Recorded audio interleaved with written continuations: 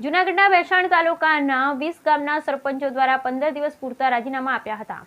જૂનાગઢ જિલ્લાના વેસાણ તાલુકાના 20 જેટલા ગામના સરપંચો દ્વારા વિવિધ મુદ્દાઓને લઈ 15 દિવસ પૂરતા રાજીનામા આપવામાં આવ્યા।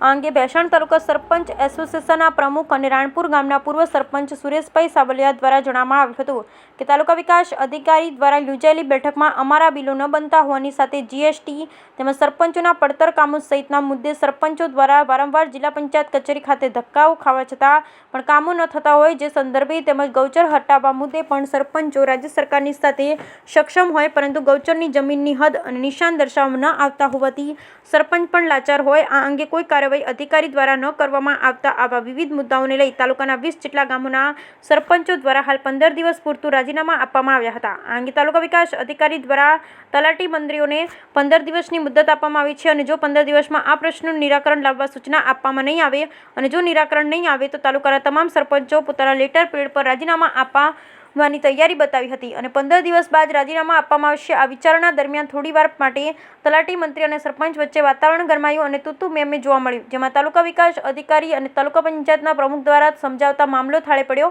વેસાણ ઇન્ચાર્જ તાલુકા વિકાસ અધિકારી હિતેશ વાઘેલા દ્વારા જણાવવામાં આવ્યું કે તાલુકાના તલાટીના મંત્રી તેમજ સરપંચોની સંયુક્ત મિટિંગનું આયોજન કરવામાં આવેલ, જેમાં સરપંચોની વિવિધ પડતર પ્રશ્નો તેમજ ગૌચરની પ્રશ્નોની રજૂઆત છે તેમજ તેમની મુશ્કેલી અંગે ગૌચરના સર્વે નંબરો અને સરપંચો દ્વારા ગ્રામ પંચાયતમાં અલગ અલગ સમિતિ બનાવવા જણાવ્યું હતું।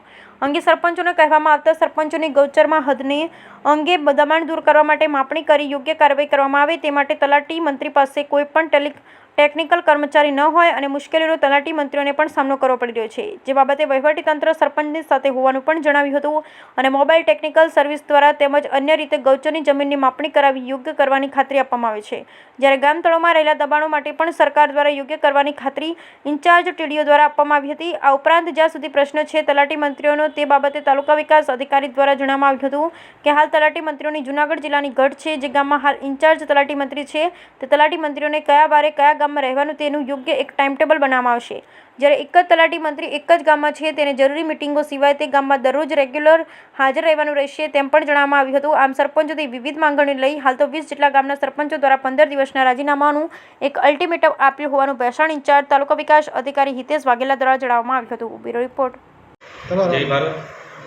મારું નામ હિતેશ વાઘેલા, તાલુકા વિકાસ અધિકારી વંથલી, ઇન્ચાર્જ તાલુકા વિકાસ અધિકારી વેસાણ।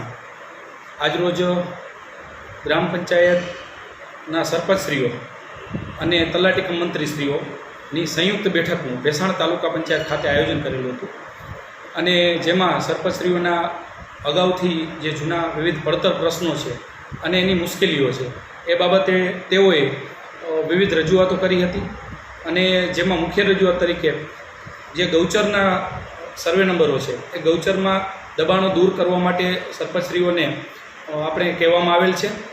તે બરાબર સરપંચોને એવું કહેવાનું છે કે ભાઈ ગૌચરમાં અત્યારે કોઈ હદ નિશાન નથી અને વર્ષોથી દબાણો છે જેથી નક્કી કરવા શક્ય નથી, જેથી DILR શ્રી કચેરી તરફથી માપણી કરી આપવામાં આવે। તલાટી પણ મંત્રીશ્રીઓ પણ કોઈ ટેકનિકલ કર્મચારી ન હોય, માપણી કરી આપવામાં આવે તો અમે દબાણ દૂર કરવા તૈયાર છીએ અને વહીવટીતંત્ર અમને આમાં સાથ આપે તે બાબતે સરપંચશ્રીઓને પૂરી બાંહેધરી આપવામાં આવી છે। દબાણ દૂર કરવાની જો સરપંચશ્રીઓ પહેલ કરશે અને પોતાની ફરજ બજાવે એમાં તો વહીવટીતંત્ર એની સાથે છે।